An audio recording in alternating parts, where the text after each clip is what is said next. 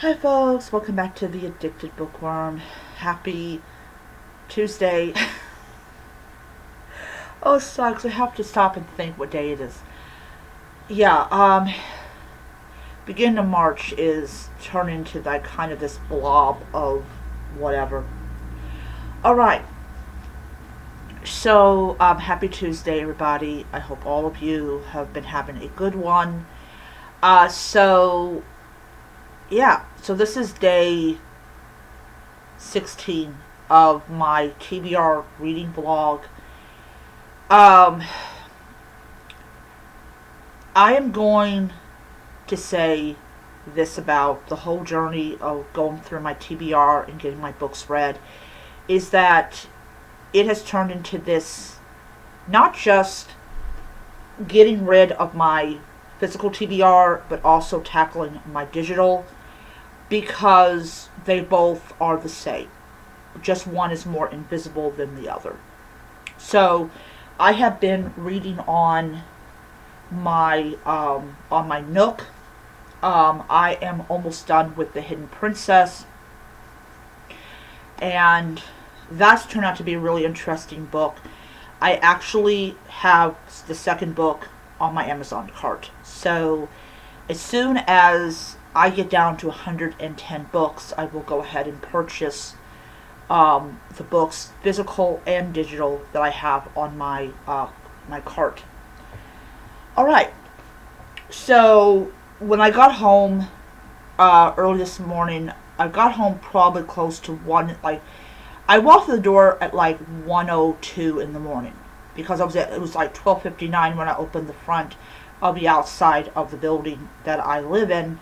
So I got in probably about 1:02, 1:03 in the morning. And I sat there absolutely exhausted. I was like, someone shoot me, please. I'm looking forward to Thursday. Thursday, Friday, and Saturday, I will be doing a lot of massive reading, and probably there's going to be a recharge involved in it. But anyways, so I read a little bit this morning of the Reformatory. We definitely are getting a little bit more of Robert's sister, but we're also getting the same amount of Robert. So Robert is in the fields because he is being punished for talking about escape. And so he's in the fields, and he encounters Blue, who is basically telling him about the warden, and about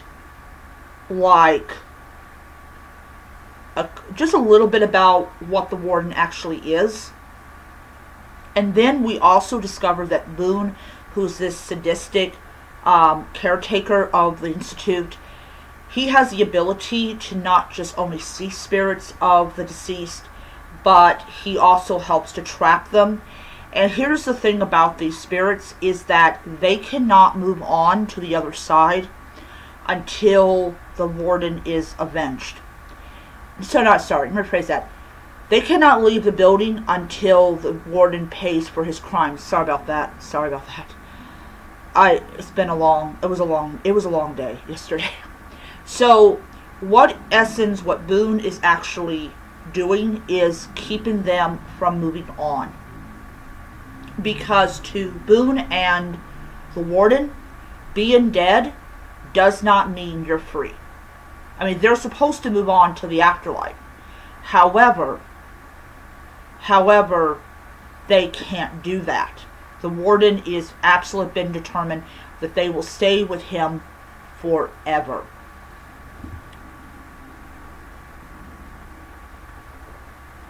So he has these traps. He has a trap under his desk that the spirits know is there, and that's why they don't go into his office. So when I woke up today, I was like, okay, I'm going to read a little bit more of the Reformatory. And that's when we find out about the trap that the warden has under his desk to trap any spirit from, you know. Um, so, um, so Blue is dead.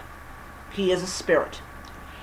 And he's very angry at Robert for agreeing to hunt down these spirits. And the only reason that he's doing it is because the warden has promised early release if he does this.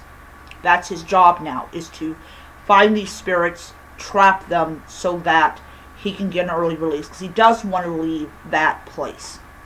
His mother is hanging around because she is very, very concerned about her son, and she is at the reformatory as well, but she can move around a lot better, but also she's fighting to stay on the property because that is not where she died. She did not die on the property, therefore she's not bound to the property. And so that is what's going on with Robert, is Robert has been chosen to find these spirits and trap them for the warden. And if he does that, if he captures enough of them, the warden will let him go. So that is his motivation for doing that.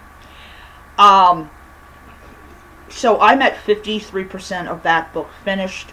When I get home, I'm definitely going to read more. But it has turned out to be a really good book, and I now see why a lot of people like it. I want to add one more other thing in here. We do discover the warden has a appetite for children. And here's the thing. He knows. So the thing with him is he cannot take the photos to the they call them 5 and dimes. Back then they were called 5 and dimes, because you could go there and get your photos developed. This is before things got much more convenient for people. And if he inadvertently took them to the 5 and dime store to get developed, he would be arrested. I mean, literally he'd be arrested. He has photos of him with naked children, so he does possess child pornography. Blue also says that he doesn't take the photos home because he is absolutely terrified his wife is going to find them. And what is his wife going to do? She's going to report him to the police. Because in the eyes of the law, it don't matter the color of your skin. If you're caught with photos of child, indecency, you're going to be arrested. Because I think it was I think this takes place in the maybe late 1950s or someplace. But here's the thing: is this? What was it? There was laws against indecency in back then, and we generally have when we're talking about child pornography, we're generally talking about on people's computers.